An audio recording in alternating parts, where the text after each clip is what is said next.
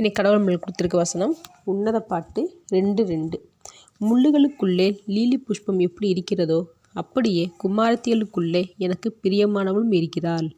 இந்த வசனத்துக்கு கொண்டு கடவுள் மட்டும் என்ன சொல்கிற பார்ப்போம். லில்லி மலர் எதை குறிக்குதுன்னா அழகு, தூய்மை, மதிப்பு. முள்ளுகள்னா தேவையில்லாத செயல்.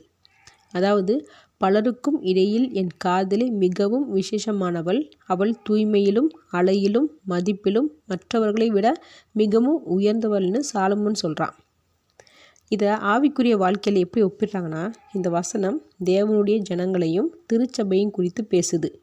லில்லி மலர்னா தேவனுக்கு பிரியமான தூய்மையான விசுவாசிகள். முள்ளுகள்னா பாவமும் தீமையும் நிறைந்த உலகம். இந்த பாவம் நிறைந்த உலகத்துக்கு இடையில் தேவனை நம்பி வாழும் மக்கள் தேவனுக்கு மிகவும் மதிப்பு மிக்கவர்கள்.